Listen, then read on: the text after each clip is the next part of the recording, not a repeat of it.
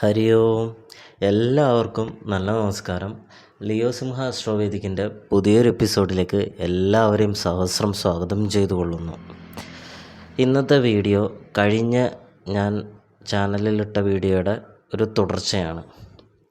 കഴിഞ്ഞൊരു വീഡിയോയിൽ ഞാൻ പറഞ്ഞായിരുന്നു, അഷ്ടമശനിദോഷം ബാധിച്ചവർ സന്ദർശിക്കേണ്ട ക്ഷേത്രങ്ങൾ, ശനിദോഷം ബാധിച്ചവർ ചെയ്യേണ്ട വഴിപാടുകൾ, ഏതൊക്കെ ക്ഷേത്രങ്ങളിലാണ് സന്ദർശിക്കേണ്ടതെന്നൊക്കെ ഉള്ളതിനെ പറ്റിയിട്ട് ഞാൻ ചെറിയൊരു വീഡിയോ കഴിഞ്ഞ വീഡിയോയിൽ ഞാൻ ഉൾപ്പെടുത്തിയിട്ടുണ്ടായിരുന്നു. ഇനി അഷ്ടമി ശനിദോഷം ബാധിച്ചവർ പ്രധാനമായും ജപിച്ചിരിക്കേണ്ട മന്ത്രം അതെന്താണെന്നുള്ളതാണ്. നമ്മൾ ക്ഷേത്രങ്ങളിൽ പോയി വഴിപാടുകളെല്ലാം നടത്തിയതിന് ശേഷം നമ്മൾ ആ അമ്പലനടയിലിരുന്ന് പ്രാർത്ഥിക്കേണ്ട 2 തവണ ചൊല്ലേണ്ട ഒരു മന്ത്രമുണ്ട്. അത് ഞാൻ പറഞ്ഞുതരാം.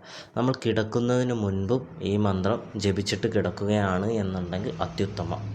നമ്മൾ ഏതൊക്കെ ക്ഷേത്രങ്ങളിൽ പോകുന്നുണ്ടോ ആ ക്ഷേത്രങ്ങളെല്ലാം തൊഴുതതിന് ശേഷം നമ്മൾ ആ നടയിലിരുന്നു കൊണ്ട് 2 തവണ ഈ പറയാൻ പോകുന്ന മന്ത്രം ജപിക്കണം.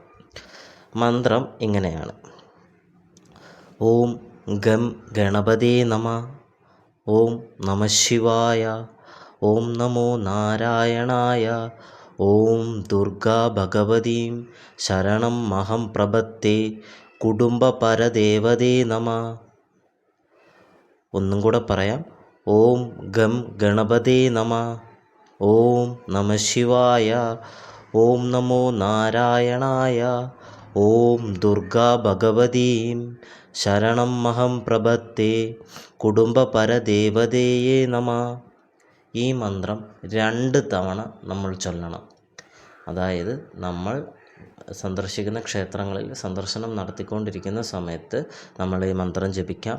അതിനുശേഷം നമ്മൾ കിടന്നുറങ്ങുന്നതിന് മുൻപ് ഈ മന്ത്രം 2 തവണ ചൊല്ലിയിട്ട് ഈ അഷ്ടമശനി ദോഷം ബാധിച്ചേക്കുന്നവർ ഈ മന്ത്രം ജപിച്ചതിന് ശേഷം ഉറങ്ങുകയാണ് എന്നുണ്ടെങ്കിൽ, അല്ലെങ്കിൽ സന്ദർശിക്കുന്ന അമ്പലത്തിൽ നടയിൽ വെച്ച് ചൊല്ലുകയാണ് എന്നുണ്ടെങ്കിൽ അത്യുത്തമമാണ്.